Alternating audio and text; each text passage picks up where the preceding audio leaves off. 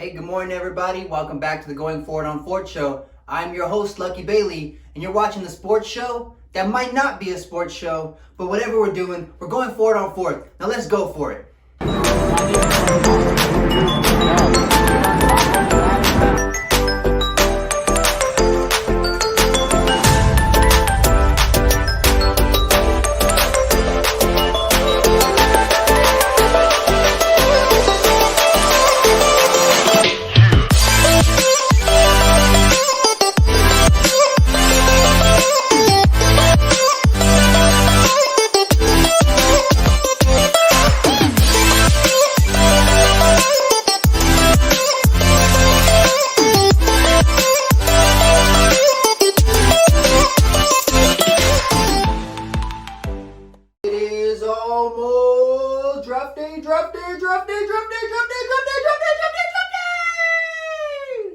It's almost draft day where a lot of college dudes are going to get their lives changed.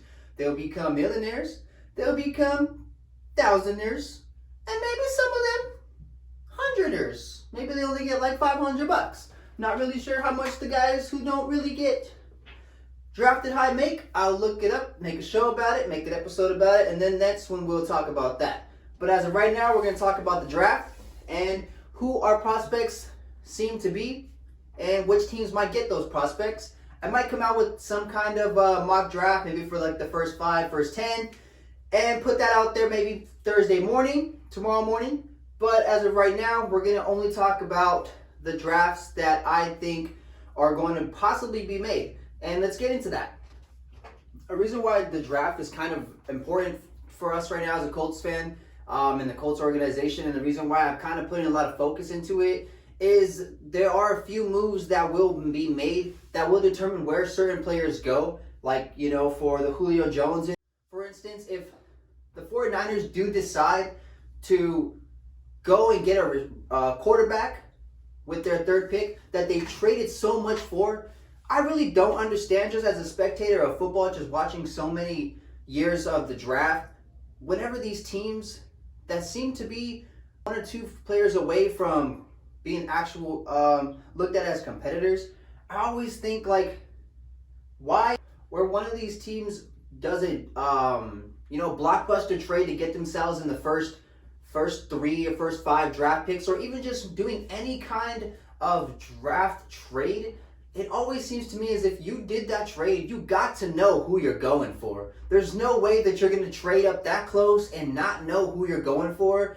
So I know that there's a lot of different rumors that are going out right now with who the 49ers might take, and all the indecisiveness and all the there are also videos, press conference with the 49ers GMs stating how they've visited so many schools, visited so many teams, watched so much tape from players that actually played last year in college. I don't think that they did that trade and all this, I don't know who it might be. I don't think that that's real. I think they know who they're going for. They know what's going to happen after they select who they're going to select. So they're just playing with us. They're running us around the house, teasing us a little bit, giving us something to talk about, which is good for me because it gives me something to talk about, gives 49er fans things to talk about, I guess. But I think that they're going to go for a quarterback. I think that they know who they're going for. They mentioned Jimmy Garoppolo's injury problems, that 2 of 3 years he's been injured. So I'm very positive Kyle Shanahan is ready to move on from Jimmy G, move on and go forward with selecting a quarterback in the draft. And I did see that with them selecting a quarterback, then they will have the option to release Jimmy G, and Jimmy G's dead cap space will open up so much room that will allow them to go and select targets and maybe even offensive linemen for, or whatever they need for Mac Jones, if they go and select Mac Jones or whoever they may take. I don't think they're going to take Mac Jones, but I do believe they're going to take a quarterback. I do believe that Jimmy G is no longer wanted there in San Francisco. Feel bad, got to watch him play one time. Went to the 49ers and Falcon game the year they went to the Super Bowl, the year the 49ers went to the Super Bowl. I watched Jimmy G, George Kittle, Julio Jones. Sick game. I think Julio Jones won the scoring touchdown. I'll play some clips right here. And yeah, probably why The game went and was won like in the last 2 seconds. The 49er fans thought they had won the game, so everybody was hyped up. And then the ref came onto the field and said, it does appear that the receiver did cross the line or broke the plane, and that receiver was Julio Jones.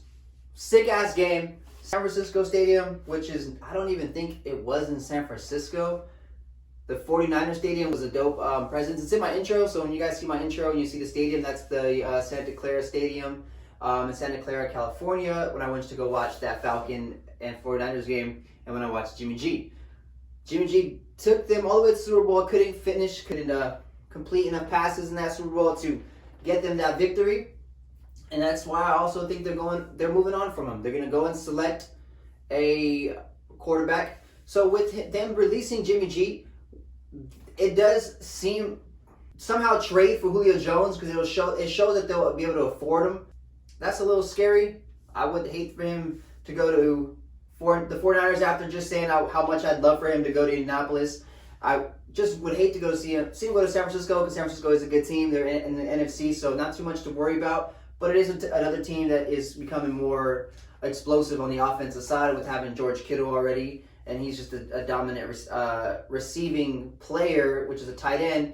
And they do have the option of getting Kyle Pitts. If they were to get Kyle Pitts and they go and have that tag team duo tight end at the tight end position, like that would be a pretty good scene for whichever receiver. I mean, if they stay with Jimmy G, but like I said, I don't think they're going to. I think they're going to move on from Jimmy G, get a quarterback in the draft, and wherever Jimmy G goes, I think he might even get traded back to New England. Send him back to Bill Belichick, let Bill Belichick revive him, bring him back to life. He was out last year with a few injuries, and I think COVID as well, so maybe this year is a less COVID interfering and less injuries for Jimmy G, and hopefully he can bring his career back on track, where he was going to start his career in New England for Bill Belichick and that team. They not just signed him, but they did sign Cam Newton.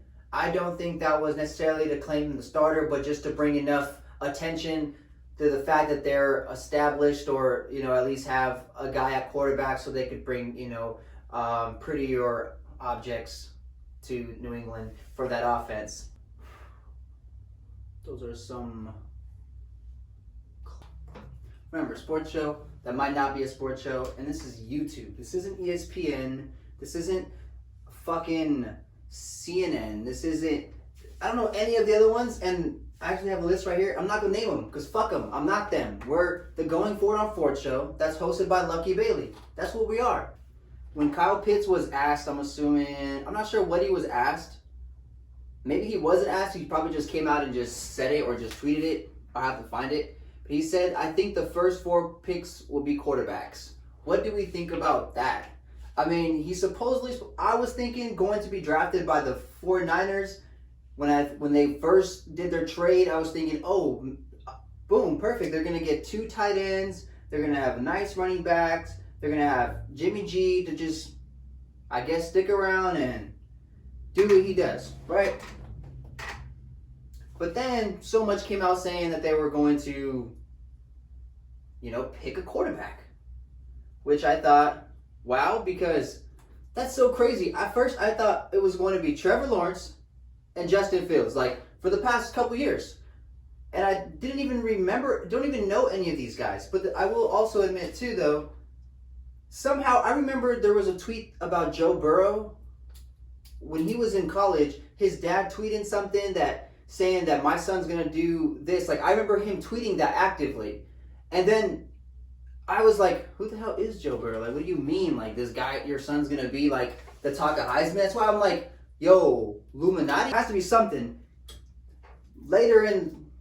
Towards the end of the season, you start hearing about Joe Burrow, quarterback from LSU. I'm like, yo, this is kind of weird, because I remember that tweet. Nobody was really talking about it. And then I think the tweet was mentioned again later, like after when he won the Heisman. But I don't recall anybody that I really watch or hear or listen to mention it at all. So I'm not really sure how that happened. Maybe it was thrown under the carpet because it wasn't supposed to get that much attention. And I saw it first. There has to be some kind of how would you say it? I would say like dark web maybe. There has to be some type of dark web with the quarterbacks and the media, like the rookie quarterbacks, because I swear to you, bro, some of these guys you never hear about until the very end. The Wilson dude, or I have to remember exactly what quarterback it was.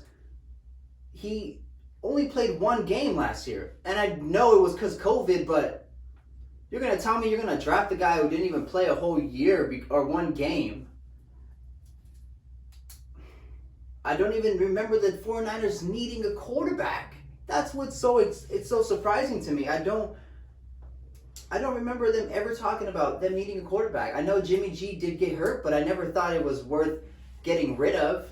But they're willing to just cut all fucking ties with him and let him just go figure himself out in free agency or get traded if they figure out a place to trade him. But they'll probably send him somewhere dirt. Oh, what if they send him to Houston? If Jimmy G goes to Houston, that'd be pretty bad for the Colts. That'll make the division a lot harder. And like I said yesterday, I know being the best, you got to beat the best, but let's wait for that. Let's wait for that to the playoffs, and then we'll beat the best, show that we are the best. But we don't need our division to be bogged up. Because if you were the Raiders right now, it'd be hard to be in that. I mean, I know the Buccaneers division is very tough, but that Raider division, you got Patrick Mahomes like the next 20 years. Like you're witnessing the beginning of what the Miami Dolphins and the Buffalo Bills had to see when the New York Jets, and had to see watching Tom Brady destroy them for fucking 20 years. It's not gonna happen in basically Florida, but Tampa. Maybe 3 years he'll ball, but Indy's gonna ball too, so we're gonna bring that pressure. We're not worried. Our defense is gonna stack up. Will be a problem for Tom Brady. I know it. DeForest Buckner. I know it. My boy. I know it. It's gonna be on who got the best PR team. That's what it comes down to. Last year, if the draft would have happened in the PR world, what happened to the guy, the From guy, the Jake From guy? What happened to him? And the same thing with Trask. He was actually balling, and I thought he was doing pretty good. I mean, he seemed good in Florida, and I did see him throw some good bombs, but coming to understanding that guy was Pitts, I mean, it kind of knocks him a little bit, but I do think he looked kind of good, so maybe his PR team could help him out a little bit. I was just watching some of his highlights right here. Throw some good passes to Pitts. Tell you that. Maybe that could be somebody that he's a late sleeper. He gets picked up somewhere and sits down, and hey, it's possible. I honestly feel that some of these guys have the possibility to land somewhere accidentally, really focus up and take it serious, and I do think they can accidentally be good. Look at Tom Brady. He was not round number 1. He wasn't first round pick. So maybe that doesn't even matter. It's situations where you go. It is what it is, bro. And you have to work with it when you get there. That's how I see it. I obviously didn't fucking play in the NFL, but watching these players, I mean, when you get there, you get there. That's the commitment you see. I mean, obviously, some players play for a shitload of money. Some of them play because they like to play football, but both of them gives them good reasons to play. Whoever the 49ers pick, I honestly believe is going to be, I think that person is going to be a great quarterback. So I hope that it's one of the guys who have the more elusiveness. So I really hope it's not Mac Jones. And I know he's a good quarterback, but when I mean elusiveness, that be their strength, because Mac Jones probably can't do that, but that maybe is not his strength. His strength maybe is the pocket, and in the NFL, he's going to have to learn to work with a smaller pocket and smaller condensed windows when he'll to his receivers, because Alabama, especially in a school like Alabama, and those receivers who are always first round picks, you have a shitload of mismatches every play, and you have dogs against, no offense to those guys, I'm just in comparison, not to me, but in comparison to them, there's a difference there. in Alabama compared to a lot of other corners in college level, and maybe those guys can. Ooh, just watched a bad play from Mac Jones right now. So if Mac Jones goes to for the 49ers, I do think he's going to prosper. He's going to do good. They have a good foundation. The problem with teams who always get first round picks consecutively, like the Cleveland Browns did in the past, but then they kind of learned to just keep their first round picks and not only get first round pick quarterbacks every fucking year. They were able to get a bunch of good players consecutively compared to a team that hardly gets a first round pick like the 49ers, because they were just in the Super Bowl not too long ago. So they're not really getting the first round picks unless they make a trade like this. So they're going to make a trade for somebody who's going to make a difference, and they believe Mac Jones. A couple analysis believe that. I don't know. I know that I think that they know. Like, I think that they know who they want. They're not going to waste this and waste their time. So I thought, like I said, Pitts, but they're going to get a quarterback. Jimmy G is injury prone. Maybe he goes and just does porn. He'll probably do better off just doing the OnlyFans. Jimmy G, porn star Jimmy. So it's been some time that a team that is not shitty in the top 5, top 10 draft picks, because most teams that are in the beginning draft picks are teams that didn't do good last year or the year previous.